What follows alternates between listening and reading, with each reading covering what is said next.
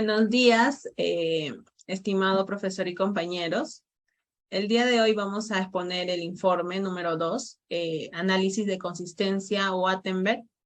Los integrantes son Atencio Pacheco Brandon, Gómez Gutiérrez Víctor, Mendoza Espíritu Linda, Ñauis Guacho Ana, Pérez Torres Renzo, Torres Barbosa Emerson. Iniciamos con el agradecimiento. En primer lugar, agradecemos a Dios por darnos una oportunidad de vida. Luego a nuestros padres por su apoyo y amor incondicional.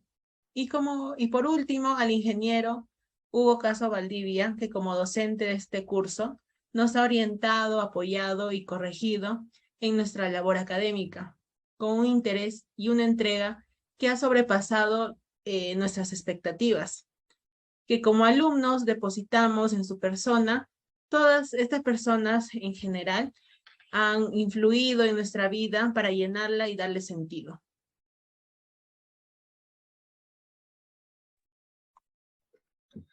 Continuando con la introducción, en este presente trabajo mencionaremos sobre el análisis de consistencia o también llamado límites de Attenberg, en donde gracias a ello los suelos finos presentes en la naturaleza podemos encontrarlos en diferentes estados, donde dependerá de su propia naturaleza y la cantidad de agua que pueda contener, ¿no? La humedad.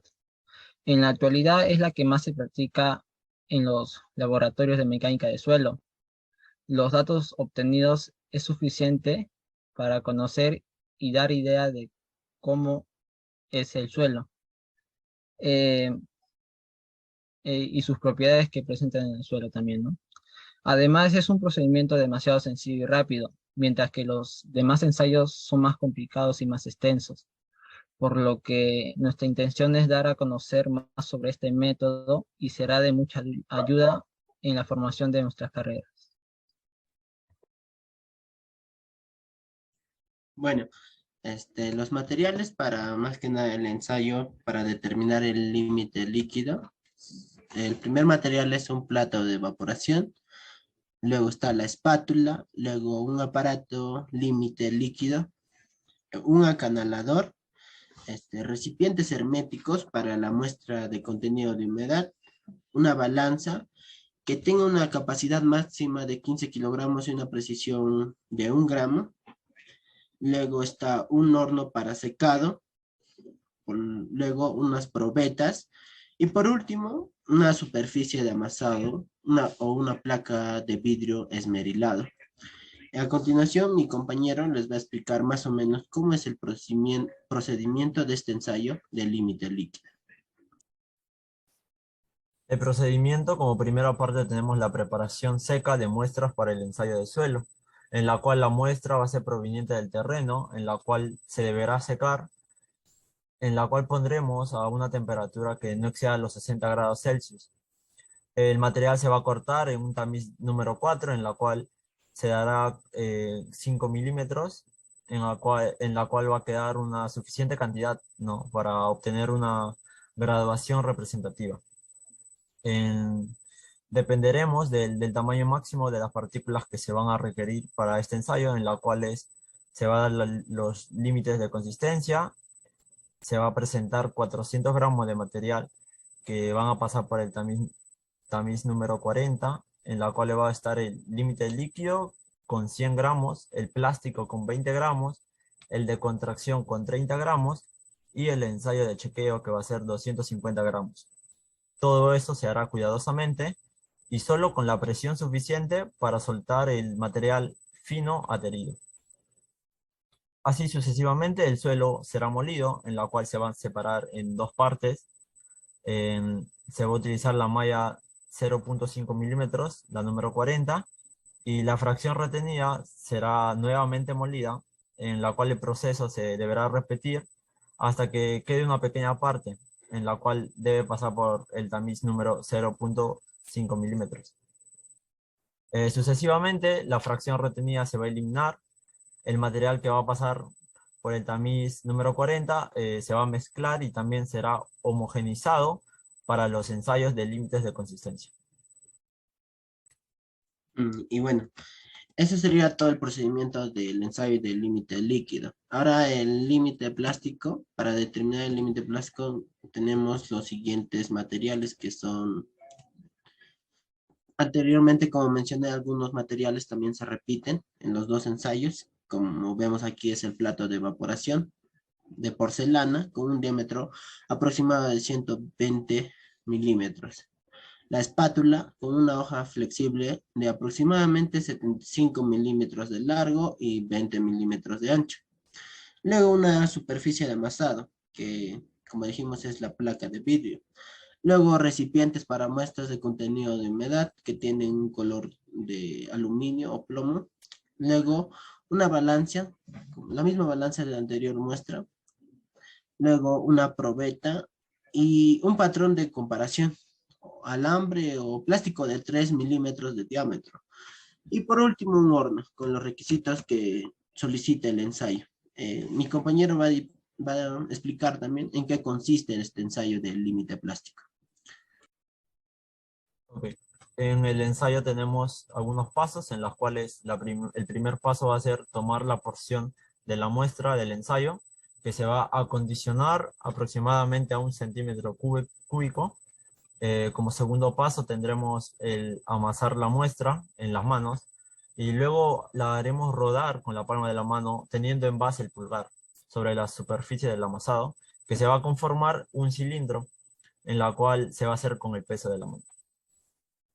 Como tercer paso tenemos en la cual haremos el alcance de un diámetro de aproximadamente 3 milímetros, en la cual doblaremos y amasaremos nuevamente para volver a conformar el cilindro.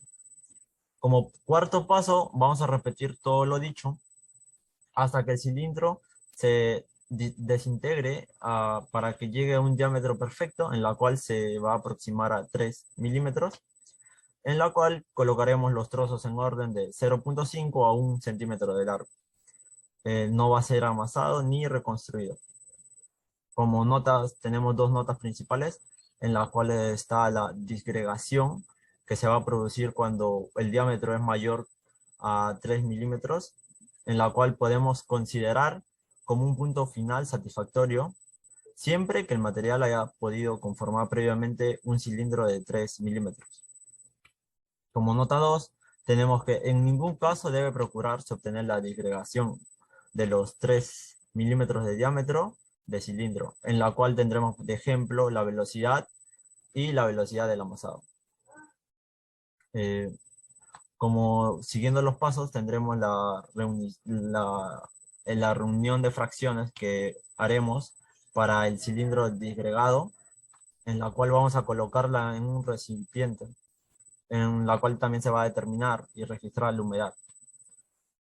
Todo eso repetiremos en los pasos anteriores que hemos dicho, lo partiremos con dos porciones en las cuales estará la muestra de ensayo, y teniendo como últimas notas, se va a recomendar efectuar los 3 determinantes, en la cual debemos conseguir una humedad ligeramente mayor que el límite y ligeramente menor que el límite.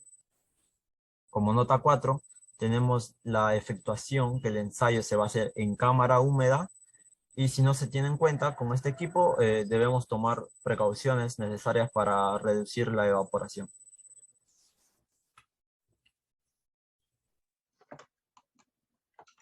Pasando a los métodos, tenemos una breve explicación que los métodos se basan en probar repetidamente todas las combinaciones posibles de línea de alineamiento y determinar la mejor línea recta. Obviamente este proceso no se puede hacer manualmente, por lo que se utilizan herramientas informáticas, como los que vemos en este modelo. Por lo cual hemos elegido dos métodos, que el primero sería el método Polus. Polus, el autor, y Matan Javid en el 2004 reconocen la coherencia de los tramos de carretera, como está determinada por la variación de la velocidad de operación alrededor del valor medio. La carretera, cuanto mayor sea la diferencia entre las dos velocidades de diseño inconsistente, para calcular la consistencia sugiriente en un índice de consistencia de las ecuaciones 2, 3 y 4, como vemos en esta imagen. También se dice que en la ecuación 2, RA representa el área de área relativa. tenemos que en la ecuación 3O representa la desviación estándar. En la ecuación 4 describe la variación de la velocidad de la carretera alrededor. Por lo tanto, cuanto mayor sea la variación espacial de la velocidad del movimiento, menor será la puntuación de coherencia y como resultado mayor será la discrepancia de la trama. Y por lo tanto tenemos 3 niveles, donde sería nivel bueno, nivel normal, nivel malo. Y también tenemos el segundo método, que es el método LAM. LAM y otros autores reconocieron que la consistencia del elemento transversal de una ruta se puede describir como una situación o una función de la diferencia entre la velocidad de diseño de la curva transversal y la velocidad de operación. Cuanto mayor sea la diferencia entre estos dos, peor será el diseño de la curva. Con base en lo anterior dicho, Lam propuso un índice de consistencia para la curva horizontal aislada en la ecuación número 1, que es esta, donde VD es la velocidad de diseño de la curva en kilómetros por hora, y también dice que propuso un umbral de cohesión basado en el valor del índice, basado en estudios de choque en curvas horizontales realizados en Alemania y en Estados Unidos, donde se obtuvo los niveles anteriores también, nivel bueno, nivel normal y nivel malo. Por lo tanto, este criterio podría clasificar el diseño de curvas horizontales aisladas y permitir el establecimiento de medidas correctivas a partir de la instalación de señales de velocidad. Le doy pase a las conclusiones. Bueno, finalmente podemos añadir que es muy importante el uso de este análisis, pues como se ha mencionado anteriormente, este nos permite saber los límites de humedad, permitiéndonos saber si el tipo de suelo de grano fino se encuentra en estado sólido, en estado semisólido, en estado plástico y estado semilíquido o viscoso.